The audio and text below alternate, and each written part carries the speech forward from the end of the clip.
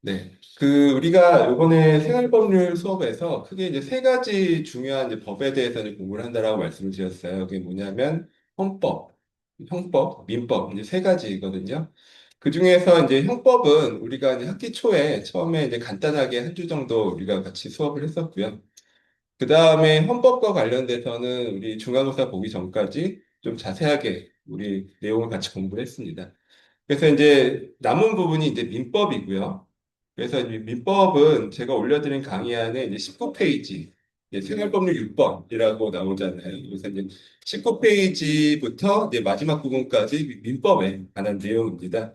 그래서 이제 민법은 우리가 배우는 여러 가지 법 중에서 이제 가장 기본이 되는 법이고 또 가장 양도 많아요. 방대하고 또 그리고 또 어렵기도 합니다. 그래서 우리 부동산 공부하시면 또 중개사 시험 공부하시고 하시면 민법을 자세하게 공부를 하시잖아요. 뭐 당연히 처음 공부하실 때 어려운 부분이 있고, 그래서 뭐 시험 준비하시거나 하실 때 굉장히 제일 어려운 걸림돌이 되는 과목이기도 한데, 근데 또 한편으로는 우리가 이제 민법이라는 것은 우리가 앞에서 배운 사법의 가장 중요한 영역이죠. 사법이라는 거는 사람과 사람 사이의 사적인 관계를 규율하는 법이라고 했습니다. 그러니까 사람과 사람 사이의 사적인 관계를 규율하는 법이 사법인데 그 대표격이 민법이에요. 사실 민법이 거의 사법이다. 이렇게 우리가 그냥 바꿔 얘기해도 무방합니다. 그렇기 때문에 우리가 일상생활을 하면서 결국 사람과의 관계를 겪잖아요. 근데 사람과의 관계에 가장 기준이 되는 그 기준을 정하는 것이 민법이기 때문에 우리가 살면서 민법 공부는 뭐 한 번쯤은 꼭 해야 할 필요가 있다. 뭐 이런 말씀을 드렸어요. 그래서 이제 사람과 사람 사이의 관계를 규율하는 법이 민법인데 그때 사람과 사람 사이의 관계는 크게 보면 두 가지가 있다라고 했어요. 첫 번째가 이제 재산적인 관계죠. 내가 이제 부동산을 매매하거나, 뭐 부동산을 임대차하거나, 또는 뭐 금전을 빌려주고, 뭐 이자를 받고, 뭐 이런 관계들, 이런 것들이 다 재산 관계죠. 그러니까 그런 것들이 당연히 민법에 해당되는 내용이고요. 그리고 또 하나 또 중요한 사람과의 관계가 있습니다. 그게 뭐냐면 가족 관계예요. 그러니까 내가 누구하고 이제 결혼을 해서 그런 배우자가 되면 배우자 사이에 여러 가지 권리와 의무가 있죠. 그리고 또 예를 들어서 뭐 이혼을 하게 되면 또 그에 따라서 여러 가지 권리와 의무가 생깁니다. 그리고 뭐 내가 사망을 했다. 그럼 뭐 자녀들에게 어떤 상속이 이루어지고 또 그와 관련돼서 뭐 유언을 하고 이런 사람과의 관계들이 생기잖아요. 그런 것들은 우리가 이제 재산 관계가 아니라 별도로 이제 신분 관계, 뭐 가족 관계 이렇게 부릅니다. 그래서 민법은 크게 보면 이런 재산적인 관계와 가족적인 관계를 규율하는 이제 두 가지 파트로 구별이 된다라고 하고요. 그중에서 우리가 이제 부동산과 관련돼서 공부할 때는 이제 재산적인 관계를 주로 공부를 하죠. 그중에서도 특히 이제 부동산과 관계된 것만 공부를 합니다. 그래서 이제 재산적인 관계에서도 우리가 금전 소비 대차, 돈을 빌려주고 이자를 돌려받는 이런 관계라든지 또 중요한 우리 가족 관계에서 뭐 혼인과 이혼, 뭐 입양 또는 뭐 상속과 유증, 유언 뭐 이런 관계들에 대해서는 공부를 하지 않아요. 중개사 공부하셔도 그런 문제는 안 나오죠. 그래서 우리 이제 생활법률 수업에서는 민법을 공부하되 이제 부동산, 중개사 이렇게 공부할 때 이제 공부하던 내용들은 이제 최소화하고요. 그때 이제 배우지 않는 금전 소비 대차라든지 또 이제 가족 관계, 가족법에 관한 내용들을 좀 중점적으로 다루려고 합니다. 그리고 이제 금전 소비 대차에서 또 파생되는 여러 가지 것들이 있어요. 보증과 연대 보증 뭐 해서 특히 이제 연대 보증 같은 경우에는 사회적으로도 굉장히 이슈가 많이 되잖아요. 뭐 잘못 연대 보증 섰다가 뭐 크게 피해를 보거나 이런 경우들도 있기 때문에 그와 관련돼서는 뒤에 또 한번 자세하게 배울 예정입니다. 그래서 이제 보증이나 연대 보증 같은 경우에도 실제로 이제 중요한 내용이지만 우리가 뭐 중개사 시험이나 이런 데는 안 나오죠. 왜냐하면 중개사 시험은 민법 전체를 다루는 게 아니라 그중에서 이제 부동산과 관계된 것만 다룬다. 하기 때문에 범위가 좀 다르죠. 우리가 배우는 내용하고 우리 생활법률에서 전반적으로 배우는 내용하고는 좀 차이가 있습니다. 그래서 이제 앞으로 이제 지금 말씀드린 것처럼 민법에서 이제 그런 내용들을 이제 중점적으로 이제 공부를 한다 말씀을 드리고요. 일단 이제 19페이지 이제 민법의 이제 기초적인 내용부터 한번 공부를 해보겠습니다. 우리 이제 지금 말씀드린 것처럼 뭐 사람과 사람 사이 관계를 규율하는데 그 관계는 일차적인 관계가 이제 재산적인 관계죠. 이걸 다른 말로 이제 경제생활, 뭐 경제활동이라고 얘기를 할 수가 있습니다. 그러니까 이런 경제생활이나 경제활동, 예를 들면 부동산을 매매하거나 뭐 부동산을 임대차하거나 뭐 돈을 빌려준다거나 이런 활동을 할 때 어떤 기준이 있어야 될 거예요. 그럼 분쟁이 생길 수가 있죠. 그럼 분쟁을 해결하는 기준이 있어야 될 텐데, 그럼 기준에는 어떤 것들이 있을까 생각을 해보면요. 크게 보면 이제 세 가지 기준이 있다라고 보통 얘기를 합니다. 첫 번째는 관습입니다. 그러니까 그 지역에서 오랫동안 반복해서 이루어졌었던 그 경제 거래에 관한 관습이 있다 그러면은 그 관습이 일단 기준이 될 수가 있을 거예요. 근데 우리가 이 현대 사회에 넘어와서 이런 이제 애매모호한 관습을 기준으로 경제 생활을 이제 그 분쟁을 해결한다거나 경제 생활의 기준을 만든다라고 하면 뭐 여러 가지 이제 그 문제점들이 발생하겠죠. 그래서 이 관습보다는 지금 현대사에서는 이제 법이라는 것, 국회에서 만드는 법률, 이런 법을 만들어서 그 기준에 따라, 법에 따라서 이 경제 생활의 기준을 잡고 분쟁을 해결하는 식으로 발전을 해왔어요. 그래서 우리가 얘기하는 민법이라는 것이 이제 국회에서 만들어서 우리가 지금 민법에 따라서 생활을 하고 있는 것이죠. 근데 이 법 이외에 또 하나가 더 있습니다. 특히 이런 경제 생활의 경우에는 계약이라는 것이 있어요. 즉, 계약은 당사자 사이에서의 약속이잖아요. 그러니까 이 계약, 뭐 예를 들어서 매매 계약을 체결할 때 둘 사이에서 매도인과 매수인이 뭐 어떤 내용으로 계약을 체결한다. 뭐 이런 식으로 계약서에 써놓으면 그게 또 하나의 기준이 될 수가 있습니다. 그래서 이런 경제 생활의 기준이 되는 것은 크게 보면 관습, 그다음에 법, 그다음에 계약 이렇게 세 가지다라고 할 수 있는데 그럼 이 중에서 가장 우선적으로 정의되는 것이 무엇이냐? 라면 뭘까요? 이 세 가지 중에 관습이요? 네, 계약이죠. 그러니까 오히려 법보다도 이 사적 관계에서는 계약이 우선합니다. 우리가 그래서 이제 처음에 그 민법, 즉 사법을 지배하는 가장 중요한 원칙 중에 하나가 사적 자치의 원칙이다라고 공부를 했거든요. 그러니까 사적 자치의 원칙은 사적인 관계는 알아서 정한다. 이거잖아요. 사적 자치라는 게.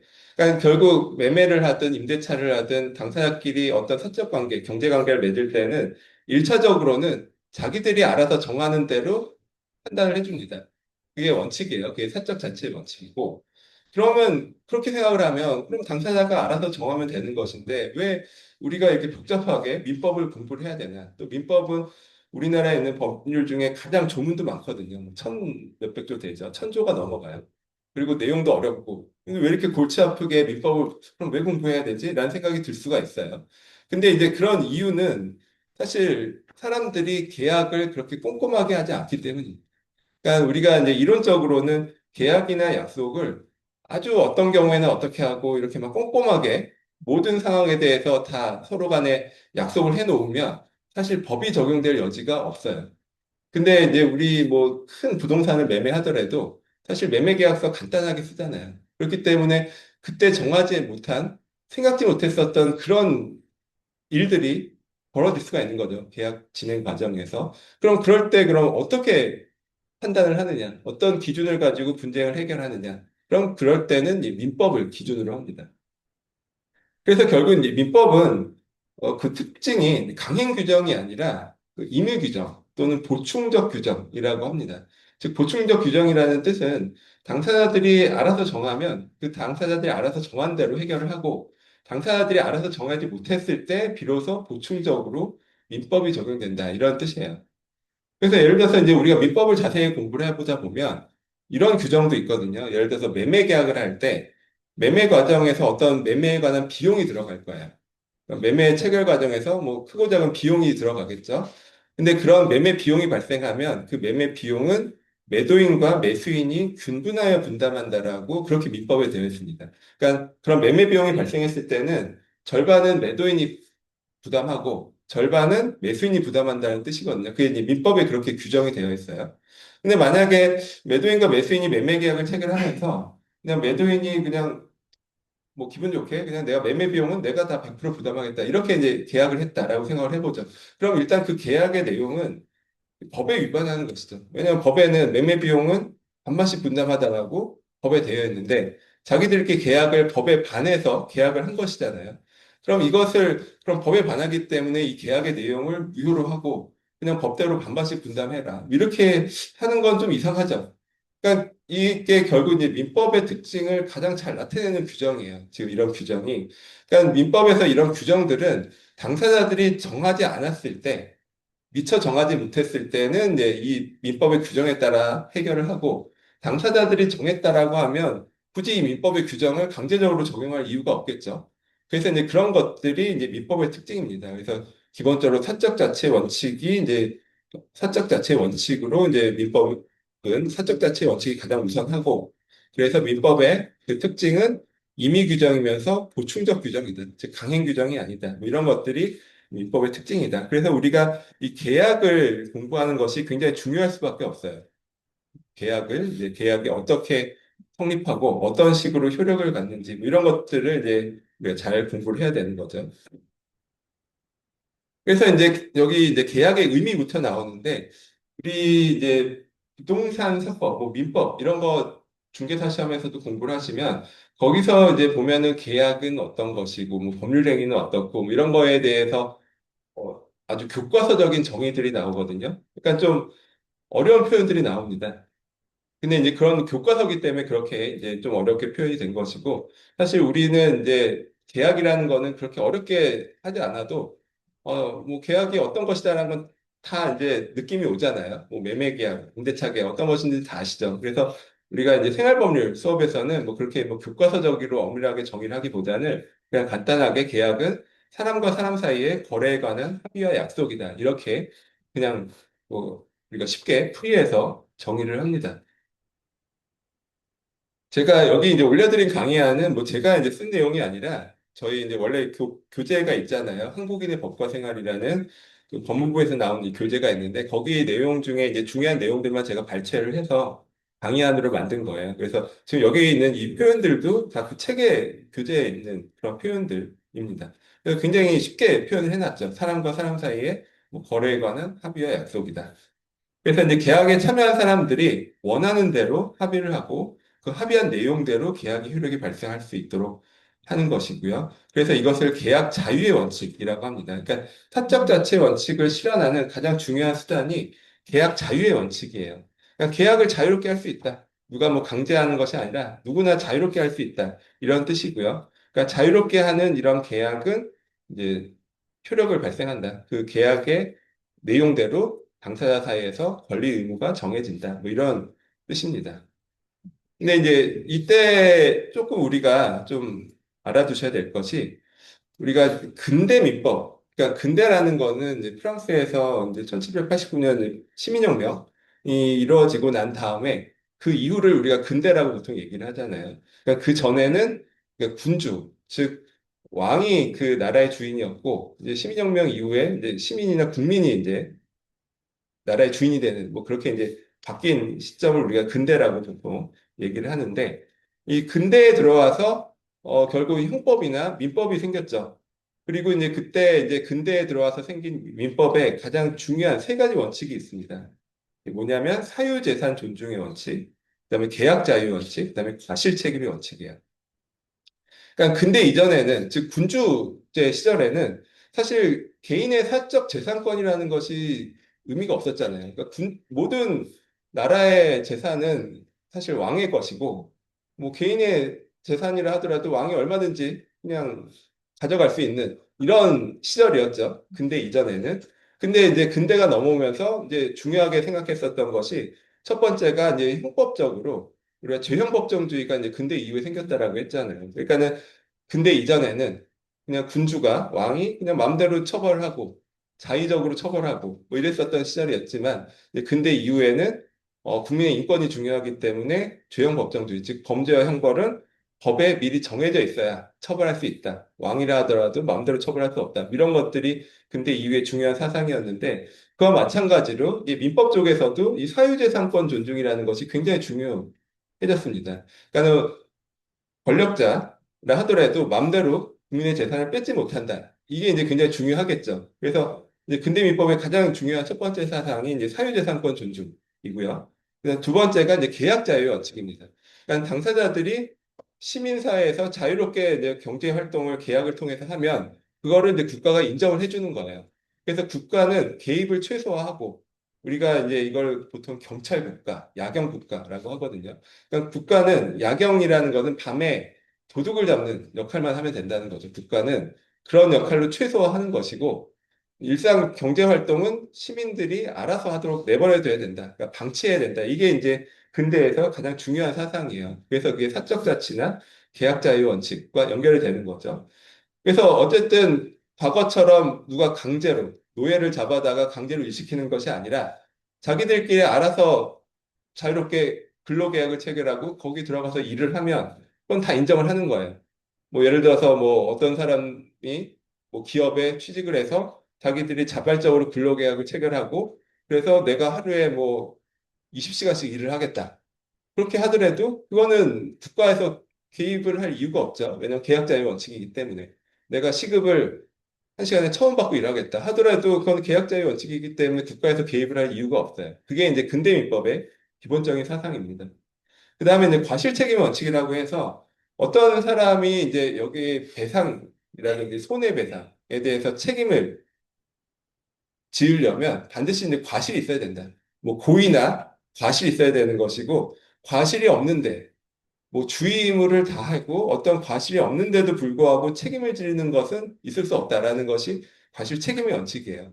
그러니까 이런 근대민법의 이런 세 가지 이 사상들이 결국 이제 근대 이후에 등장한 시민, 그러니까 시민과 개인을 최대한 그 보호한다라는 그런 취지에서 이제 등장한 것들이다라고 할 수가 있습니다. 근데 이게 이제 현대로 들어와서 이게 현대라는 거는 산업혁명이 발생하고 이게 그냥 근대 시민사회에서 이제 경제 규모가 커지면서 뭐 대기업도 등장하고 뭐 재벌도 등장하고 뭐 이런 식으로 바뀌는 게 이제 현대잖아요. 그럼 현대에 들어와서는 이 세 가지 원칙들이 이제 조금씩 바뀌었습니다. 바뀌게 됐고요. 그래서 이 사유재산 존중의 원칙이라는 것이 소유권 공공의 원칙으로 좀 수정돼 있어요. 그러니까 사유재산 존중의 원칙이라는 거는 기본적으로 내가 재산권, 소유권을 갖고 있다라면은 이건 누구도 건드리지 못하는 것이거든요. 근데 이제 현대에 들어와서 그럼 만약 그렇지 않으면 예를 들어서 국가에서 필요에 따라서 어떤 개발 사업을 한다라고 했을 때 개발 사업을 하는데 거기 이제 사적 소유권들이 다 있잖아요. 근데 거기서 만약에 그 소유자가 마지막 남은 한 명까지 동일하지 않는다 그러면은 이걸 수용을 할 수가 없는 거죠. 그러면 이게 사적 재산 존중의 원칙을 강조하다 보면 국가가 어떤 공공적인, 공익적인 목적에 따른 어떤 사업을 진행을 할 수가 없어요. 그래서 이제 이 수정된 것이 아무리 소유권이라 하더라도 공공질서에 반하면 안 된다. 뭐 이런 원칙이 이제 들어오게 된 거죠. 그래서 이제 지금 우리 현대사회에서 뭐 개발 사업하면 수용을 하고 뭐 보상은 해주지만 어쨌든 강제로 수용을 하잖아요. 소유자의 뜻과 상관없이 강제로 수용하는 이런 일들. 뭐 재개발 재건축을 하면은 80%뭐 동의받으면 뭐 몇 프로 동의받으면 나머지는 강제로 사업을 진행을 하죠. 그러니까 이런 것들이 예전에 사유재산 존중의 원칙에 따르면 사실 반하는 것들이거든요. 근데 그런 것들이 이제 현대에 들어와서 좀 수정되기 시작했다라는 것이고 또 그리고 이제 계약자의 원칙도 또 말씀드린 것처럼 당사자들이 자유롭게 합의하면 그럼 무한정 효력을 인정하냐? 그렇지 않죠. 지금 근로관계에서도 예를 들어 뭐 최저임금을 뭐 10,000원 이상 이렇게 정하듯이 아무리 계약을 자유롭게 하더라도 거기에 대해서는 국가가 일정 부분 강제로 개입을 합니다. 그래서 뭐 임대차 관계도 임대차 보호법 이런 걸 통해서 개입을 하잖아요. 그리고 뭐 대기업과 뭐 중소기업 이렇게 청 관계에서도 뭐 공정거래법이나 이런 것들로 개입을 합니다. 그래서 이런 것들이 우리가 이제 지난번에 뭐그 중간고사에서도 나왔던 사회법의 영역이 바로 이런 것이죠.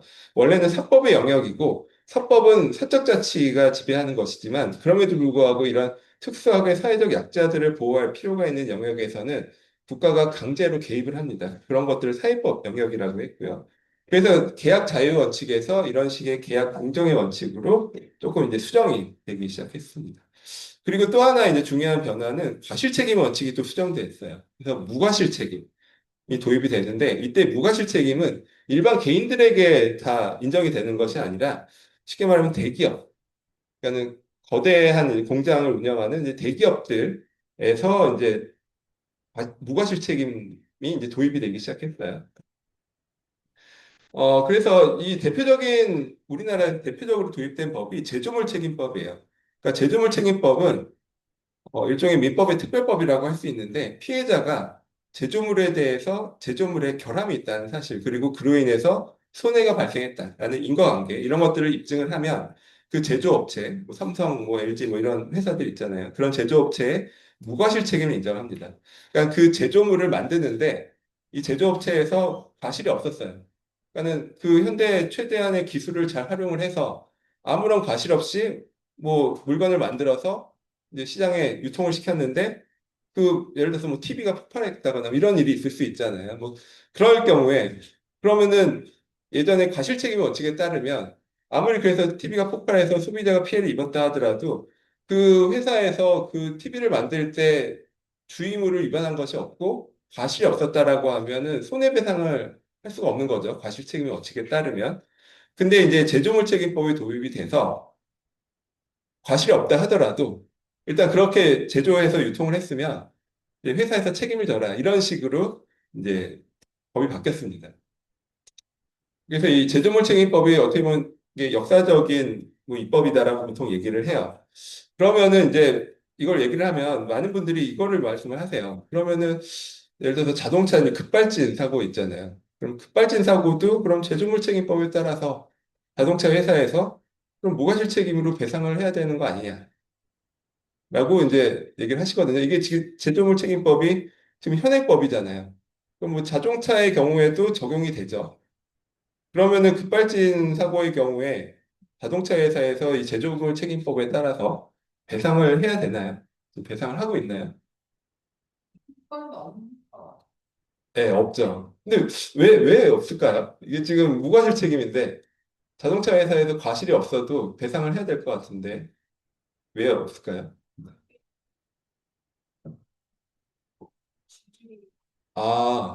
줄줄이. 근데 이제 예를 들어서 무과실체 이 요건을 갖춘다라고 하면 설령 그렇다 하더라도 어쨌든 법에 있는 내용이기 때문에 사실 법의 요건은 맞는데 나중에 후폭풍을 걱정해서 이걸 배상을 못한다 이렇게 할 수는 없을 거예요. 그러면은 네, 그쵸. 그러니까는 결국 이 핵심이 뭐냐면 여기서 이제 제조물에 결함이 있다라는 거를 증명을 해야 돼요. 그러니까 여기서 이제 급발진 사고 같은 경우에는 지금 뭐가 애매한 부분이냐면은 정말 이게 결함이 있는지가 애매한 거죠. 그러니까 이게 정말 자동차에 결함이 있어서 급발진이 된 건지 아니면 정말 그 브레이크랑 엑셀을 착각을 하고 잘못 밟아서 급발진이 된 건지가 지금 명확하지 않아요. 그리고 이제 대부분의 경우를 이제 조사한 경우를 보면 사실은 급발진이 아니라 엑셀을 잘못 누른 케이스가 거의 뭐 대부분이 아니라 거의 100%로 나와요. 그러니까 밝혀진 케이스로는. 그게 이제 사실 그래서 이제 어떤 분들이 이제 이런 얘기도 하세요. 왜냐하면 우리가 이제 급발진이라는 게 굉장히 그런 그 사회적으로 급발진이 실제로 있다 뭐 이런 그 뭐 생각들을 많이 하시잖아요. 그래서 보통 이 급발진 사고가 그 최근에도 이제 뭐 뉴스에 나오는 거 보면은 대부분이 연령대가 고연령자분들, 고연령대의 그 운전자분들이 급발진 사고가 나거든요. 근데 이제 본인들은 이제 급발진이라고 주장을 하시죠. 근데 이제 그게 이제 얘기를 들어보면 대부분 이제 엑셀을 착각해서 누르신 경우가 많고, 그리고 이제 그게 이제 그 과정이 원래 이제 이분들은 이제 급발진이라는 게 있다라는 걸 항상 머릿속에 두고 있잖아요. 그래서 내가 원래 처음에 실수로 이제 차가 앞으로 나가기 시작을 했는데, 이게 지금 내가 말로만 듣던 급발진이구나. 라고 이제 혼자 생각을 하면서, 그래서 내가 이거 브레이크를 밟는 줄 알고 엑셀을 더 강하게 밟는 그런 현상들이 굉장히 많이 나타난다고 해요. 그러니까는 사실 이게 급발진이라는 게 우리가 어떻게 보면은 정말 이게 있는 것이냐, 이게 사실 좀 애매한 부분이 있거든요. 그래서 이게 제조물책임법의 경우에도 사실은 급발진이라는 결함이 있다라고 하면 이거는 그 회사가 무조건 책임을 지도록 되어 있어요. 그러니까 무과실 책임이기 때문에 100% 그냥 과실 여부와 상관없이 배상 책임을 하도록 되어 있는데 아직까지 한 건도 그게 된 사례가 없습니다. 그러니까는 이게 사실 어떻게 보면은 어떤 분들 얘기로는 급발진이라는 게 실존하지 않는다라고도 얘기를 하는 분들도 있거든요. 그래서 뭐 이거는 이제 앞으로 그런 연구를 통해서 더 이제 우리가 좀 봐야 되는 부분이긴 하지만 이 제조물 책임법이 사실 만약 급발진이라는 결함이 있다라고 하면 제조물 책임법에 따라 이제 무조건 책임을 지도록 그렇게 되어 있는 법이고, 그래서 실제로 다른 제조물들은 이게 다 적용이 돼서 실제 배상이 이루어지고 있어요. 뭐 예를 들어 TV에 하자가 있다거나 뭐 이런 것들은 다 배상이 이루어지고 있는데, 지금 사실 요 관계에서 제일 이제 말이 많이 나오는 것이 지금 말씀드린 자동차의 경우 급발진 사고의 경우가 아직도 이제 그런 논란의 영역으로 지금 들어가 있습니다. 뭐 이거는 참고로 그냥 말씀드렸고요. 그 다음에 이런 계약이 이제 지금 말씀드린 것처럼 자유롭게 할 수 있다라고 하는데, 근데 이 자유롭게 계약을 체결해서 그에 따라서 법적 효력을 발생하려면 사실 어떤 일정한 요건들을 갖춰야 됩니다. 그러니까 이거를 이제 부동산, 공인중개사 시험이라든지 뭐 부동산 3법 우리가 공부를 하면은 요 내용들을 자세하게 공부를 하잖아요. 성립 요건이 어떤 것이 있고, 효력 요건이 어떤 것이 있고, 뭐 이런 것들은 이제 자세하게 우리가 공부를 하는데, 우리 지금은 이제 생활법률 교양 수업이기 때문에 사실 책에도 요 정도 수준으로 나와요. 사실 이 뭐 계약의 성립과 뭐 효력에 관한 내용은 민법 공부하면 뭐 거의 하드키 공부하는 내용이지만, 우리는 뭐 이렇게 좀 간단하게 이제 공부 아주 기본적인 내용으로만 이제 공부를 하죠. 그래서 뭐 여기도 이제 일단 간단하게 보시면, 일단 계약의 법적 효력을 발생하기 위해서 일단 가져야 될 것이 계약 당사자에게 의사 능력이나 행위 능력이 있어야 됩니다. 그 우리가 민법 공부를 하면 사실 여기 하나가 더 나옵니다. 여기 권리 능력이라는 것이 필요하거든요. 그러니까 권리 능력이라는 거는 권리를 가질 수 있는 지위나 자격을 뜻해요. 그래서 우리 법적으로는 권리 능력은 출생 시점부터 사망 시점까지만 있습니다. 그러니까는 사망한 이후 죽은 사람은 권리 능력이 없어요. 권리를 가질 수 있는 지위나 자격이 없습니다. 그래서 예를 들어서 매매 계약이 체결됐는데 알고 보니까 매도인이 죽은 사람이다. 뭐 사망한 사람이 뭐 누가 이제 대신했겠죠. 그래서 이제 매매 계약을 체결하고 거기에 도장 찍고 했다라고 하면 그 계약은 권리 능력이 없는 당사자가 계약을 한 것이잖아요. 그래서 이제 그런 경우에는 그 계약의 효력은 이제 무효가 됩니다. 계약이 효력을 발생하지 않는다. 이런 뜻이고요. 그리고 의사 능력은 내가 사리 판단, 사리 분별을 할 수 있는, 의사를 판단하고 결정할 수 있는 능력을 의사 능력이라고 하고요. 그래서 술에 만취해서 내가 계약서에 도장을 찍었다라고 하면 그런 경우에는 의사 능력이 없기 때문에 그런 계약은 무효가 됩니다. 그래서 내가 뭐 어떤 물건을 누구한테 그냥 공짜로 주기로 증여계약을 체결하고 도장을 찍었다. 뭐 그럴 수 있죠. 그럼 증여계약이면은 증여계약이 유효하다라면 그에 따라서 뭐 실제로 그 소유권을 이전할 의무가 있잖아요. 근데 내가 그 술에 만취해서 뭐 도장을 찍었다. 뭐 이런 것을 입증을 했다라고 하면 그 계약을 이제 무효화시킬 수가 있다는 거죠. 그러니까 무효화한다는 거는 그에 따른 채무를 이행할 필요가 없다라는 그런 뜻입니다. 그래서 그런 의사 능력, 권리 능력이나 의사 능력이 없을 경우에는 계약이 이제 무효가 되고요. 그 다음에 이제 행위 능력이라는 것이 있는데, 행위 능력은 단독으로 법률 행위, 즉 계약을 할 수 있는 능력을 행위 능력이라고 하고, 보통의 경우에는 다 행위 능력이 있죠. 뭐 여기 계신 분들 다 이제 행위 능력이 있는데, 행위 능력이 없는 분들이 있어요. 행위 능력이 제한되는 분들. 크게 보면 세 가지 있죠. 미성년자, 만 19세 미만 미성년자가 행위 능력이 제한이 되고, 그 다음에 이제 제한 능력자라고 나오는데, 이게 이제 우리 예전에 많이 표현했었던 한정치산자, 금치산자 이런 분들이 이제 행위 능력이 제한되는 분들이에요. 그리고 이제 한정치산자가 요즘은 이제 용어가 바뀌어서 피한정 후견인으로 용어가 바뀌었어요. 그리고 금치산자는 피성년 후견인으로 용어가 바뀌었습니다. 근데 오히려 이제 바뀐 용어가 더 헷갈리죠. 그래서 뭐 옛날 용어처럼 한정치산자, 금치산자 뭐 이렇게 많이 지금도 부르고 있어요. 근데 한정치산자는 그러니까 성년이지만 좀 이게 정상적인 이제 이 사고를 하기 좀 어려운 이런 분들이 한정치산자고, 금치산자는 아주 심하게 그 정상적인 이제 사리 분별을 하기 어려운 분들이 이제 금치산자로 이제 구별이 되죠. 그래서 이런 분들은 단독으로 어떤 계약을 체결할 수가 없습니다. 그래서 미성년자나 한정치산자의 경우에는 그 법정 대리인이 미성년자는 친권자고 한정치산자는 후견인이잖아요. 그러니까 법정 대리인이 동의를 해야만 유효한 계약을 할 수 있고요. 또 금치산자는 아주 이제 심각하게 좀 안 좋은 분들이라서 이분들은 법정 대리인이 동의를 해서도 계약을 체결할 수가 없고, 법정 대리인이 대리를 해서만 계약을 체결할 수가 있어요. 후견인, 그리고 대리를 해서만 체결할 수가 있습니다.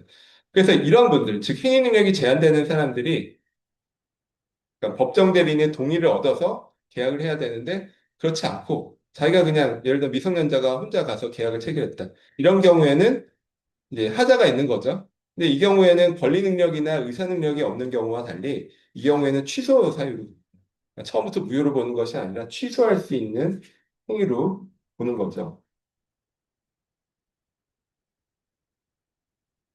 취소할 수 있는 행위로 보게 됩니다.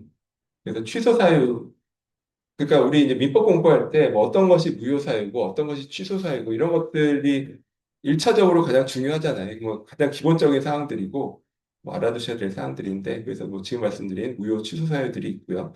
또 예를 들어서 계약의 목적과 내용이 실현 가능해야 되고 적법하고 사회적으로 타당해야 그러한 계약이 유효한 것이고 그렇지 않은 경우 뭐 예를 들어 실현 불가능한 목적의 계약을 체결하는 경우도 있죠. 그런 경우에는 계약이 무효가 되고요.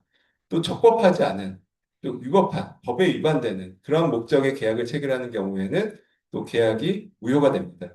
근데 이것도 아주 디테일하게 보면은 뭐 이것도 좀 나눠져요. 그러니까 예를 들어서 법에 위반되는 계약은 무효다라고 했는데 아까 얘기한 것처럼 뭐 매매 비용은 매도인과 매수인이 분분한다. 뭐 이런 법에 위반되는 계약을 했다고 해서 그 계약이 무효가 되지는 않잖아요.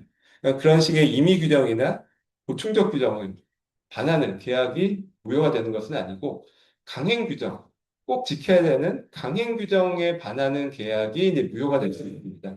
근데 이것도 더 깊이 들어가면 사실 강행 규정도 뭐 단속 규정, 효력 규정 나뉘거든요. 근데 이제 뭐 여기 뭐 생활법률 수업에서 뭐 그런 것까지 뭐 하기는 좀 너무 깊이 있게 들어가는 것 같아서 생략을 하고 일단 강행 규정에 위반한 그런 계약이 이제 무효다라고 우리가 얘기를 할 수 있고 또 꼭 이 법에 위반되지 않는다 하더라도 사회적 타당성이 없는, 즉 사회질서에 반하는 그런 계약도 역시 무효가 됩니다.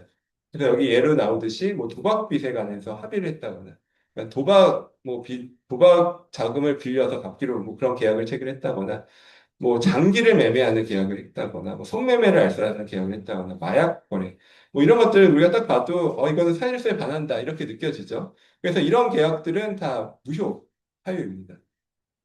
무효 사유가 되고요. 그래서 이제 계약의 무효 관련돼서 보시면 네, 20페이지 넘어가 보시면 의사 무능력자가 계약을 체결하거나 술에 만취해서 계약을 체결하거나 뭐 계약 내용이 사회질서에 반한다거나 이러면은 다 계약이 무효가 된다라고 했어요. 그래서 무효가 되면 그 효력이 어떻죠? 무효가 되면 처음부터 계약이 효력이 없는 거잖아요. 그러면은 채권 채무 관계가 생기지 않습니다. 그래서 채무는 이행할 필요가 없어요. 그리고 만약에 무효인 계약에 따라서 채무를 이행했다.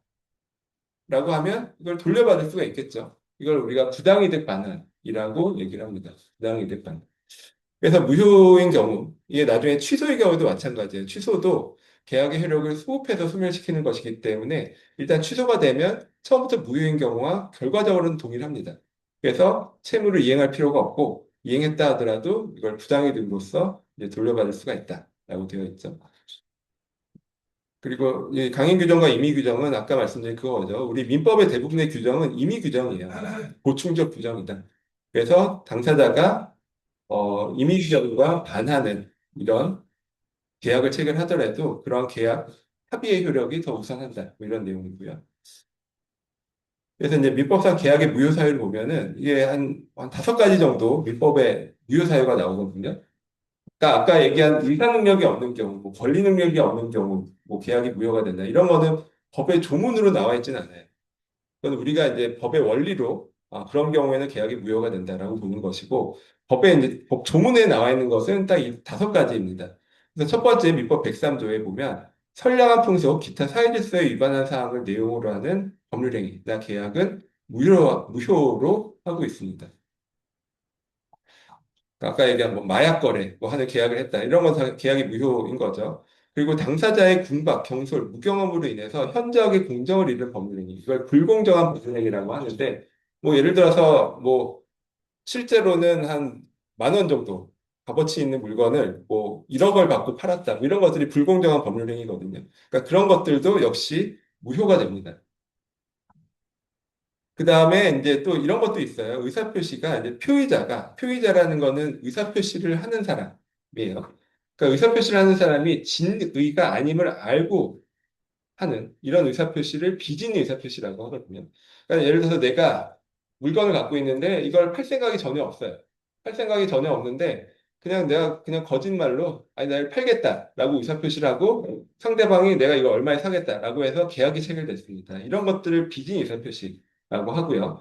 이런 비진리 의사표시는 원칙적으로 유효합니다. 그러니까 예를 들어서 내가 팔 생각이 전혀 없는데 그냥 일부러 그냥 팔겠다, 뭐 팔 생각이 없음에도 팔겠다라고 해서 매매 계약이 체결됐어요.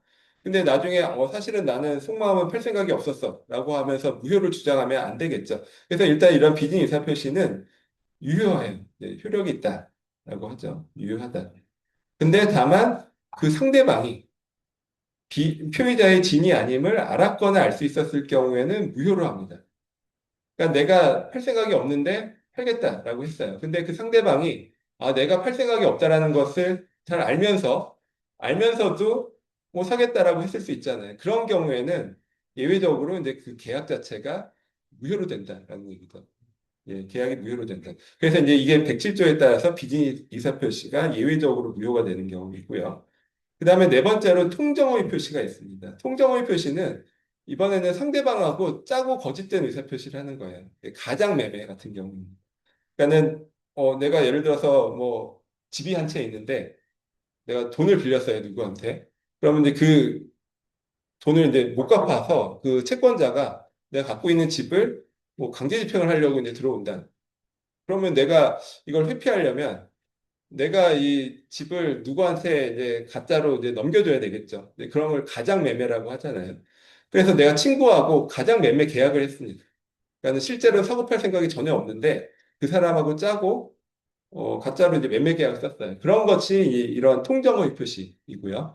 그런 경우에는 이제 또 무효가 된다라고 108조에 되어 있고 또 대리로 계약을 체결하는데 대리권이 없는 사람 그러니까 이걸 무권 대리라고 하거든요. 대리권이 없는 사람이 나 대신에 상대방하고 계약을 체결했다. 이런 경우에도 역시 무효가 되죠. 그래서 민법 법전에 이제 법 규정으로 이렇게 규정이 된 무효 사유는 이 다섯 가지가 있습니다. 근데 여기서 이제 주의할 것이 이 당사자 사에서는 무효인데 이걸 제3자에게 이 무효임을 주장할 수 있느냐 없느냐가 좀 달라져요. 우리가 일단 기본적으로 무효는 절대적 효력이 있다라고 얘기를 합니다. 절대적 효력이 있다. 그러니까 무효임을 제3자에게도 주장할 수 있다라는 뜻이에요. 그러니까 뭐 우리 예를 들어서 A와 B가 매매 계약을 체결했어요. A가 매도인이고 B가 매수인입니다. 그래서 이제 A와 B가 매매 계약을 체결했는데 그래서 매매 계약 체결하고 여기다 등기까지 옮겼어요. B한테 넘겨줬어. 근데 이제 매매가 무효예요. 아까 얘기한 매도인이 뭐 권리 능력이 없는, 즉 사망한 사람이라서 무효든지 아니면 매도인이 술에 만취해서 도장을 찍어서 무효든지 또는 뭐 사회질서에 반하는 계약이라서 무효든지 뭐 무효 사유가 굉장히 많았잖아요. 그래서 이제 매매 계약이 무효가 됩니다. 그러면은 이때 B한테 넘어간 매수인에게 넘어간 이 등기도 같이 무효가 되나요? 아니면 이 등기는 그럼에도 불구하고 유효한가요? 예, 무효죠. 그러니까 이 등기는 원인 무효. 그러니까 원인되는 매매가 무효이기 때문에 이 등기를 원인 무효의 등기. 근데 문제는 우리가 등기부를 떼보면 이때 매수인 B의 이름이 소유자로 나오잖아요. 등기부에는. 근데 이 등기는 무효라는 거죠. 알고 보면 등기부에는 나오지만 무효인 등기라는 거. 그럼 이게 이제 A, B 사이에서는 뭐 문제가 없는데 만약에 이 B가 이 부동산, 예를 들어 집을 C한테 또 팔았어요. 매매를 통해서 C한테 또 등기를 넘겨줬습니다. 팔고 등기를 넘겨줬어요. 그럼 이때 문제가 이 C가 그럼 소유권을 취득하느냐 이게 문제거든요. 근데 이제 만약에 이럴 수가 있죠. C가 이 A, B 사이 원래 매매가 유효다라는 것을 알고 산 사람이다. 그러면은 뭐 얘를 굳이 보호하지 않아도 되겠는데 문제는 모르고 산 사람일 수 있잖아요. 나는 이 B가 등기부 떼보니까 B가 소유자라고 등기부에 나오고 그래서 B한테 제값을 주고 소유권을 넘겨받고 등기까지 가져왔어요.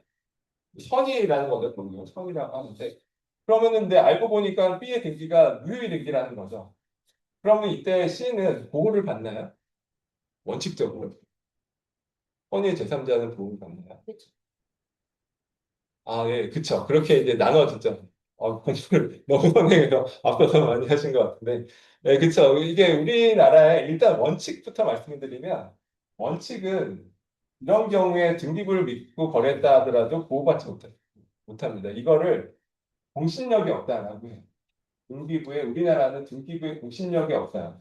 그러니까 공신력이라는 거는 이게 이제 믿을 신이잖아요.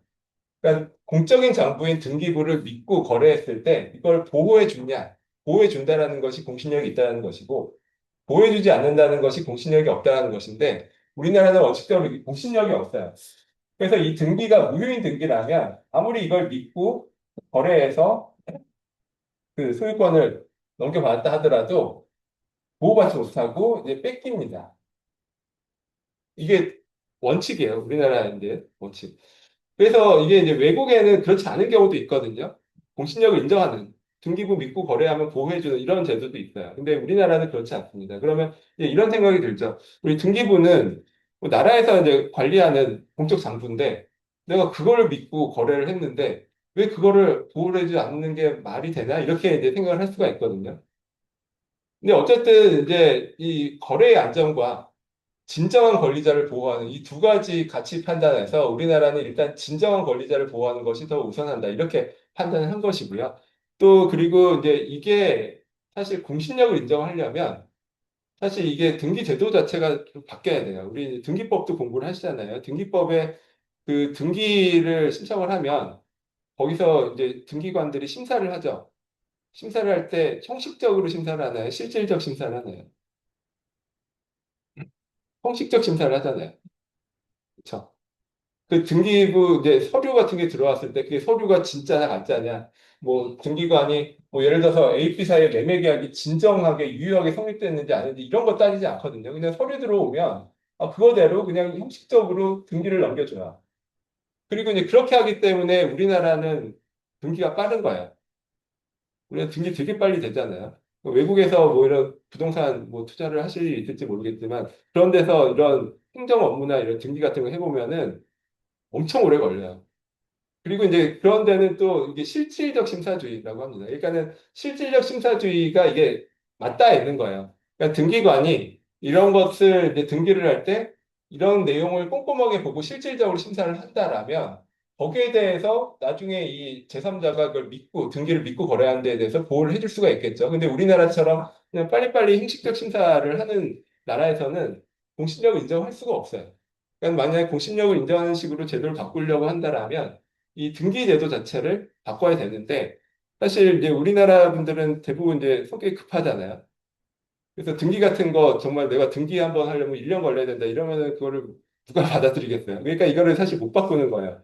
그래서 이제 어쨌든 원칙적으로 이런 식으로 우리나라 등기부에는 공신력이 없고 이런 경우에 제3자는 뭐 선의를 하더라도 보호받지 못합니다. 근데 예외적으로 지금 말씀하신 것처럼 선의의 제3자에게 대하지 못한다라는 그런 규정들이 들어가 있는 경우가 있어요. 예외적으로. 그러니까 그런 경우에는 선의, 믿은 사람들이 보호를 받는 거죠. 그래서 이제 여기도 보면 무효사유에도